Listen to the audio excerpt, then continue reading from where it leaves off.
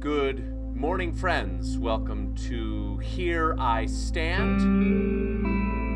We are looking at the events of the SBC annual meeting in Nashville, SBC Nashville.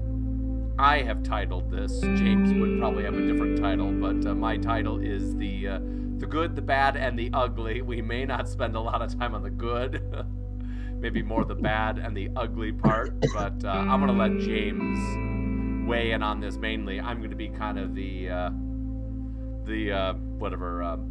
host. I'll be interviewing James on this. He was at the ground level. He was there casting his vote, and so we'll go from there. Yeah, we live in interesting times, don't we, James? Yes, we do. The gospel is under attack, not just from without, but sadly from within. That is what mainly concerns us. So the SBC we mentioned in our last time is the largest Protestant denomination that our care is for Christ Church, not just for any particular denomination, but as it represents a lot of where Christendom is. we talk about these issues. So, James, welcome back. I know you've done an hour video on this, which we would encourage our listeners to check out, a roundtable that you and members of the church put together. So this is kind of a summary. So, James, tell me about the good, and then we'll get to the bad and the ugly. Yeah. So for those who are live streaming, those know that we switched the for Here I Stand to the for such a time as this YouTube channel. For those who can, please give us a thumbs up. Always like to do that to make sure we're coming in loud and clear. Give us a thumbs up in the chat if you would not mind. Okay.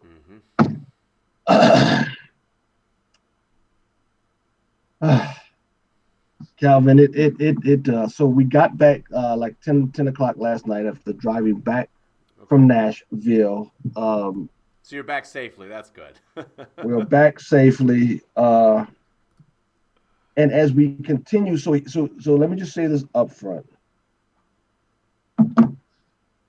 In my younger days, I would make snap decisions. Thank you, Vicky. I would make snap decisions, and things would happen, I would react. Things would happen, I would react, right? But I think as you get older, you gotta be careful about that. Careful about making snap decisions. So here we are. Thank you, Kim. Here we are. 2 days removed from, I think, one of the worst days in Southern Baptist history. And so right now we are contemplating our church on what to do as far as affiliation goes. Mm-hmm. But to be honest with you, it is very, very difficult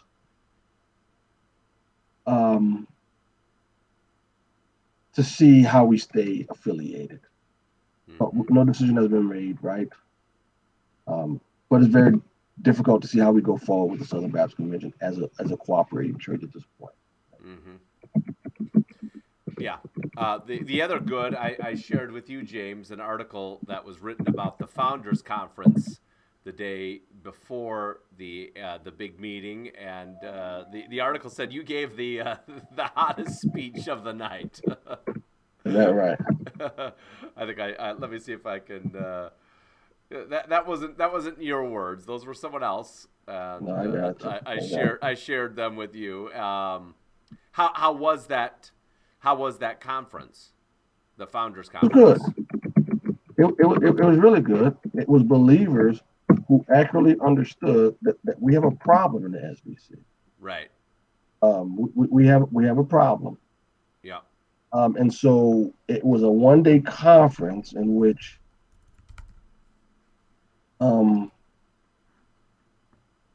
we wanted to go over what actually was at stake the next day.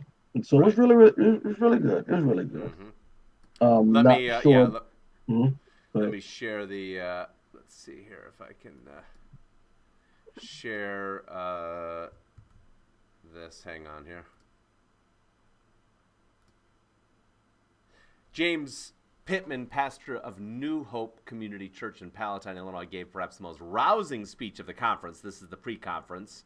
Pastors need the Mhm. courage to speak the truth, he said, and they need to be willing to suffer for doing so. Pittman, who is black and politically conservative, said his views are not always popular. He criticized CRT, saying his identity in Jesus far outweighed that, and he did not need the approval of others. If someone is racist, he said, that is their problem. So anyway, I was Yeah. glad to see that. What is Tom Askell and the founders? What is their next step, James? I apologize. Technical error. My earpiece fell off. Say that Oh yeah. again now. What is Tom Askell and the founders? What's their next step Their in step this? now is to pray for and support the new president of the Southern Baptist Convention in his new endeavors. That's their stance as last I saw on Okay. their social media platform. Okay. And would you be opposed to that? I will not be opposed for praying for anyone. Right. I just think maybe we might have a little difference in what to be praying for. Yeah. Um, so no, I'm not opposed at all to praying for someone. Mm-hmm. That's not the question for New Hope. New Hope Community Church has to now weigh the question with this: do we cooperate with self-proclaimed Christians who we don't believe are truly believers? Mm-hmm. And I've said it. I think every speaker at the Founders Convention said it, that critical race theory Mm-hmm. is, in fact, a different gospel. Mm-hmm. It is a worldview that attaches guilt to skin color, Mm-hmm. particularly white skin. Mm-hmm. And it sees people not as sinners and saints, but as oppressors and the oppressed. It's a different worldview, it's a different gospel. The question is, should New Hope at this point affiliate with people who do not share the same worldview and do not preach the same gospel? Mm-hmm. Comment on this. Ed Litton, the new Yes, president, yes. claims CRT is a conspiracy theory. Now, what exactly Anyone, does he mean with that? uh, Go ahead. I'm sorry. SBC presidential candidate, now president, claimed anyone who thinks CRT is a problem in the SBC believes a conspiracy theory. The Okay, shocking that's and false good. claim was made at a Wow, SWBTS sponsored luncheon in Arkansas. Ed Litton has no wow, people of color on his church staff, according to the review of the church staff directory. wow, Um, wow, anyway, so let wow, me ask you this: How would wow. if Ed Litton said that, how would you have responded to Wow. Mr. Litton? Um,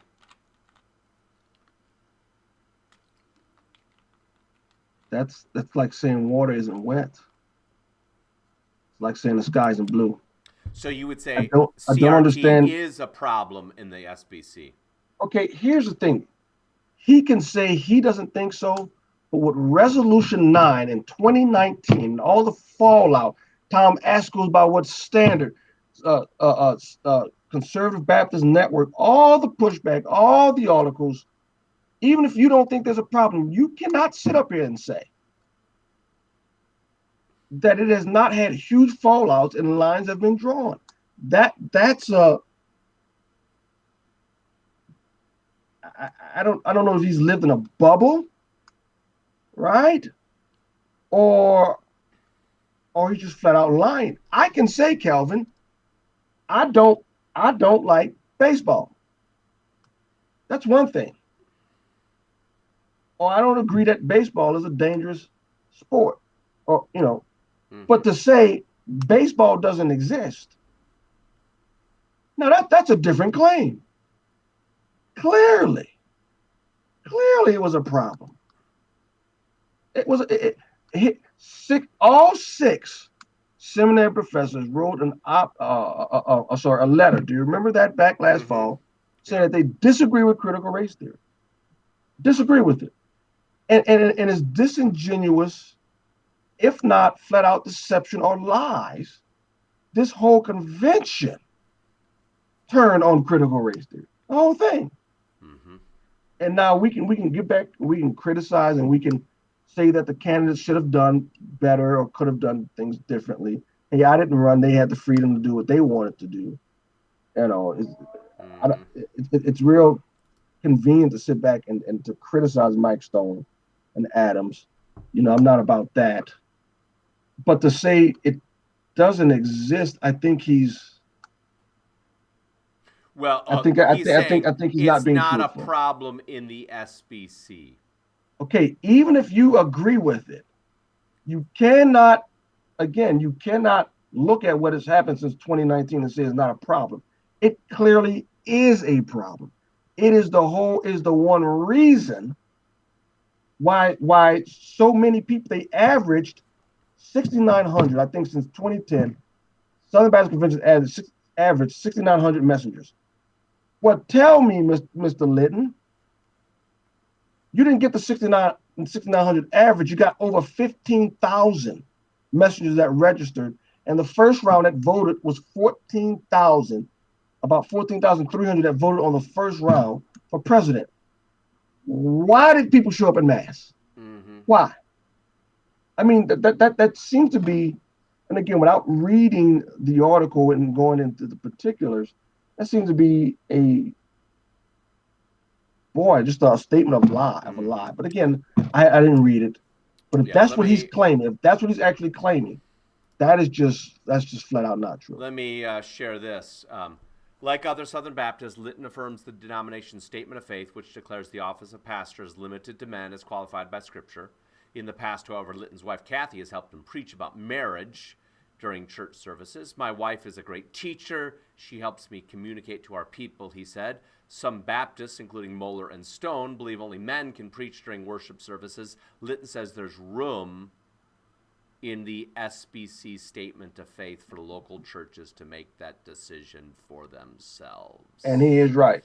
The statement is not as clear as I would like it to be. I think what he's done is wrong. I do not believe that his wife should have joined him up on the stage. But the statement, office of pastor limited to the men, he's right at that point. I mean, according to the statement, I mean, he has a point, even though I disagree with what he did. Okay. But according to the statement, he does have a point. Okay. It does say women cannot preach. Now, this was also some concern, as I will show, though it has been changed. Whoops, let me get us out of here. This was his website up until people started paying attention to it. Yep. These three are co-equal parts of one God. Yep. That's partialism. Man, that's heresy. That's heresy. That's at the top of your website. Yeah. Not a good sign. This is what it has been changed to now. He has eternally existed in three persons, the Father, Son, and Holy Spirit. So that's now on the update. So I'll say, whoever changed it at the convention. He changed it at the convention. Yeah. So anyway, I found out about that as I'm driving back from the convention. But again, you have a man, and again, that's, some people may say, this is not a big deal. This man was just elected president of the convention, and he got that. As soon as I heard it, I said, "Oh no, that's heresy."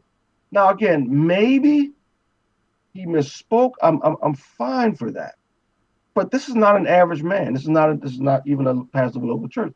It's the head of the convention making this mistake, right? And he's no spring chicken.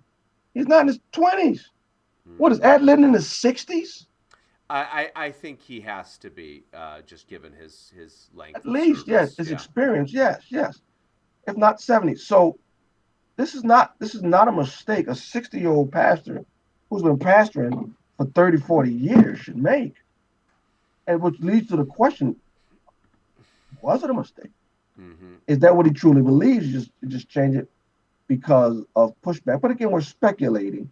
Mm-hmm. But this is a mistake that the head of the president, the head of the Southern Baptist Convention should not make. Mm-hmm. Should not make. So, but anyway, So, okay, if let me ask you this question: if Mike Stone had been yeah, elected as president, yes, tell me what that would have represented for SBC as a whole. it would have been. We talked about this all the way back from driving from Nashville, and we'll talk about it again. Um, what we would have seen and understood that to be is a repudiation of critical race theory.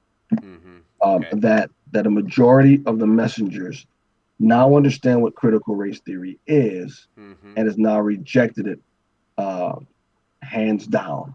Mm-hmm. Okay, because the story that we heard in 2019 when they adopted Resolution 9, adopting critical race theory as a viable analytical tool.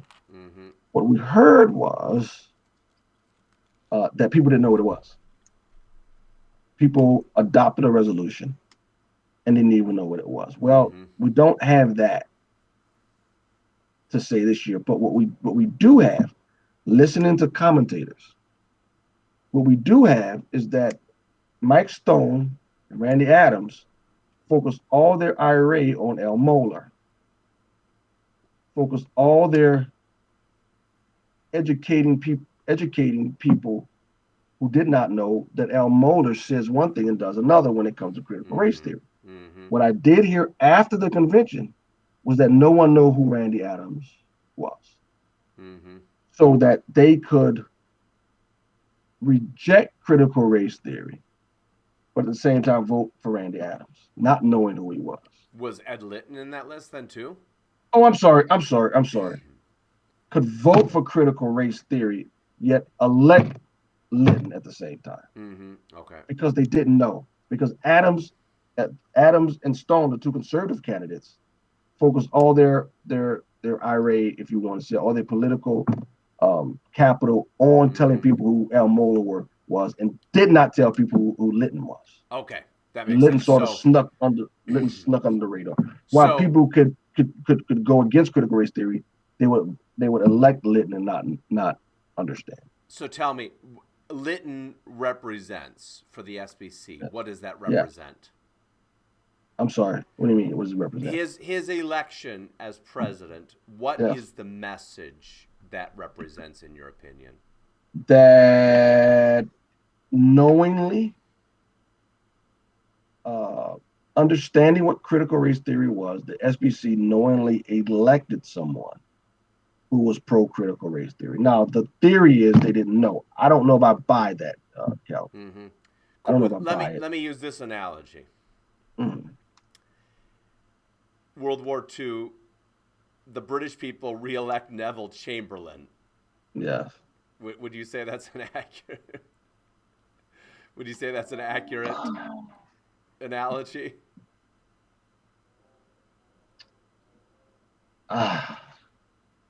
The British people re-elected Neville Chamberlain. Yeah. You mean before world or No, after no, world? no. If there As were World to, War II starts, the yes, British people said, "Let's get back Neville Chamberlain."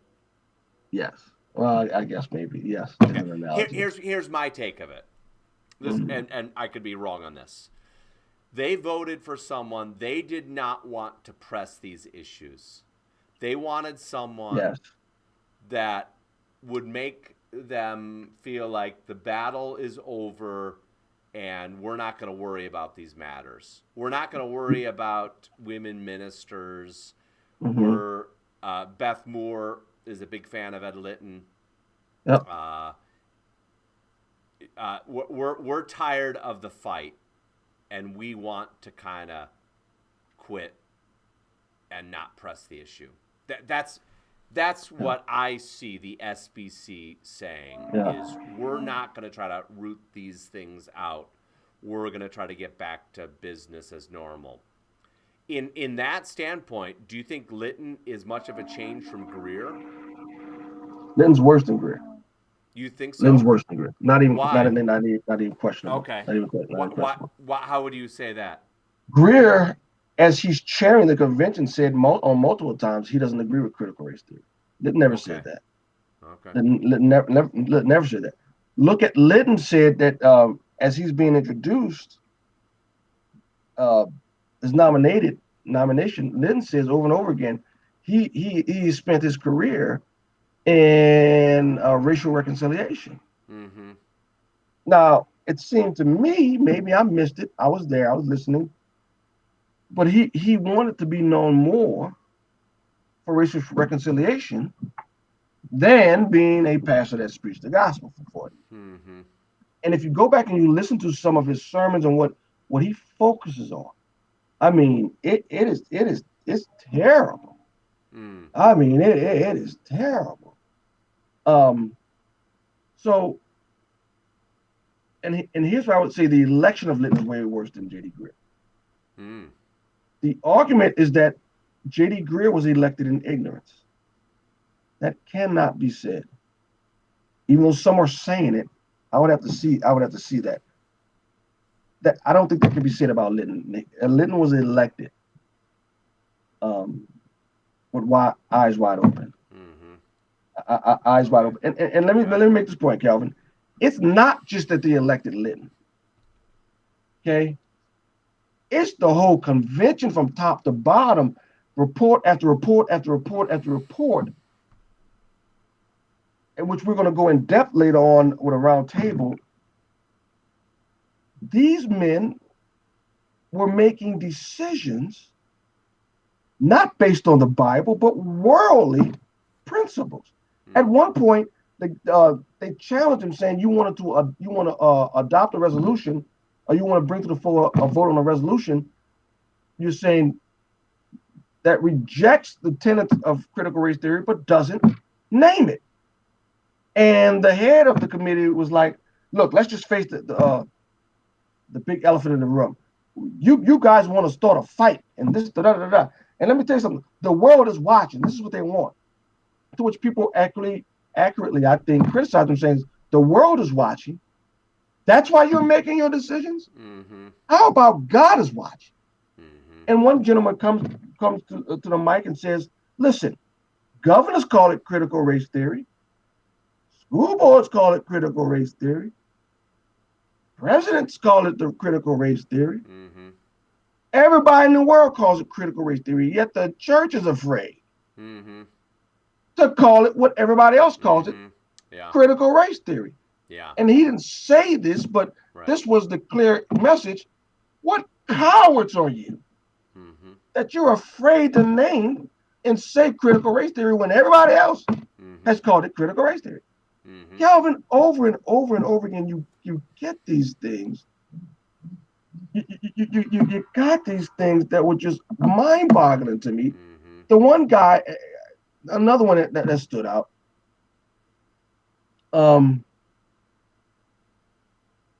The gentleman comes and he says, "Look," and this is the head of NAM. Now you know NAM's supposedly under investigation. They've been criticized. They've given bailouts. They've dished out money. There's a lot of questionable things that has happened financially with NAM, right? Because NAM will not open the books. So the gentleman goes to the mic and he says, "Look, I had a friend of mine who said that NAM was terrible, and I argued with him, says, no, I know the people at NAM. They're good people." And I started to argue with him, and I did research to argue against him. And he says, to my chagrin, after 3 weeks, I found it harder and harder to argue with this guy. Mm-hmm. I actually called NAM and said, "Can you please tell me how much money you guys make? Who makes what? And open the books." And he didn't read the bylaws, Calvin. We're going to get a video of this, and this is going to be prominent in our round table. Mm-hmm.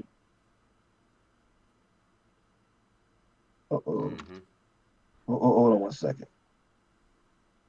Hold on one second. Hold on one second. I kind of messed up. It's my wife. Oh, uh-oh. All right. So what happened was, so he reads the bylaws. He says, look, according to this bylaw, blah, blah, he quotes it. He says, NAM has to make available what the salaries are of their employees. The guy gets to the mic and he says, look, he only makes 5% more of what he made as a pastor, and the means of which we pay people are right in line with the mean of what everybody in their field makes. He didn't do it. The guy quotes by bylaws what you have to do. And in front of the entire convention, he basically says, I'm not going to do it. I am not going to tell you where your tithes and your cooperative money is going. And he refuses to do it. Yeah. I don't believe that. Yeah, that and they let that go. Yeah, that's a dangerous thing. When you look at the Presbyterian takeover, you know, the mainline Presbyterian, when they went liberal, it was like the bureaucracy that had been infiltrated, taken over, and the ministers couldn't, you know, those who believed in the truth, they were not powerful enough to fight, you know, like the machine as it developed. That's kind of what you're seeing. Let me switching topics. What was your vote on the abortion issue? There were several different motions, several different things. Now, okay. I think the final one happened Wednesday, right? And I don't think they. Let me see. Go ahead. What's that?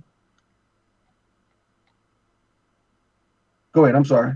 No. Yeah. Go. Yeah. I'm not.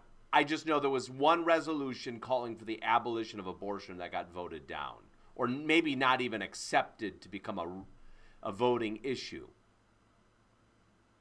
Are you aware? No, I think they adopted that. Now, again, remember they're bringing resolution to the floor, and which they actually voted on yesterday. Well, by that time we were in our car coming back to Chicago. I see. So okay. They were bringing to the floor what there was an abortion, a resolution that came forth that they wanted an amendment. Now here's the hot one, the amendment, in which the resolution did not name abortion as a sin, and then said women under heavy circumstances are the victims. And to which once the guy came to the floor, came to the mic and said, I want some amendments on this. You guys are acting as though the women that get abortion, and granted, we're not negating the horrible circumstances by which some women find themselves, but to behave as though a woman getting an abortion is an innocent bystander in all of the proceedings, and not calling abortion sin. We need to change this. Well, they shot that down, Calvin. They said, nope, we now is not the time to go after women and talk about their hard life, and now is not the time to go after them. When I am counseling women, I do it with the grace of the Lord, and so I'm going to reject your amendment calling abortion sin to rouse an applause. And the people from our church are looking at each other, saying, "Is this the Twilight Zone?" One, making a resolution in which the convention can adopt is one thing. Going into an actual room where a woman is at the precipice of committing abortion, that's another. But as a resolution by which we now give direction to the convention and say to the world abortion is sin, and you won't even put that wording in there. That was Calvin, that was another surreal moment in which we said, what are we looking at? Yeah. What is going on? Well, that supports my view. The SBC doesn't want to be known for fighting really against anything. Fighting, particularly, they'll fight against racism.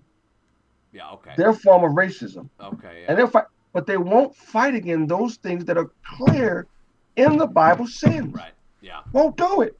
Yeah. Critical race theory, I think, is a different gospel. It's a different worldview. They're afraid to even name it. And even in that, when it comes to abortion, Calvin, when a convention can't say that abortion is sin. They said it. No, we believe abortion is sin. We believe abortion is wrong.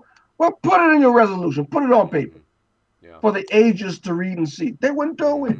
Yeah. No, that's. They wouldn't do it. And then again, I believe if it wasn't on this one, it was on another matter dealing with abortion, somewhere along the lines in which they said yet again, the world is watching. Mm-hmm. The world is watching. Yeah. Not that God is watching. The world is watching, and it seemed very clear to us that the powers that be were terrified of getting negative press from the world. Mm-hmm. So And that's what drove that. That's what drove that convention. How was your lunch with Rick Warren? Yeah, it didn't happen. Beth Moore? Yeah, it didn't happen either. Russell But Moore? you know what? I'm not sure that those one. I don't think they're going to take any with Ed Litton now the president. They're not going to take any action to disfellowship Rick Warren. They're not going to do that. Why? It's going to fade into the forefront. And then again, I have no. I won't. I will not be surprised if Beth Moore comes back to the Southern Baptist Convention. Because I think Ed Litton made it very clear. He likes her and they're friends and whatnot. So. Yeah. Okay, James. Any final words? Where do we go?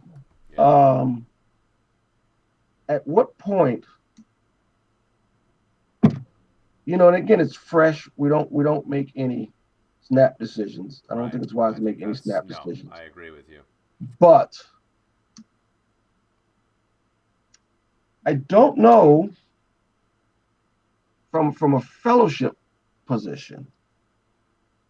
Where do we go from there? Pray, if you can't remember, pray for us. Because we at New Hope, we have to make a decision. Because we don't know, assuming we go, we do not, I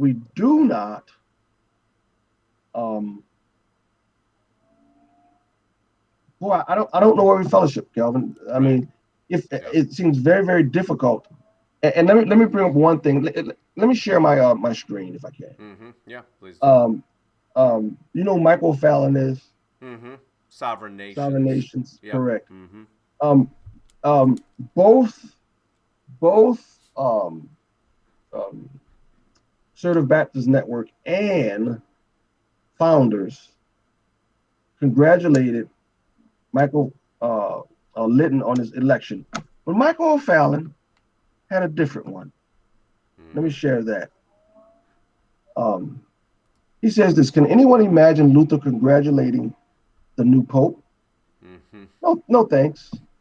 I'm not into playing the reindeer games.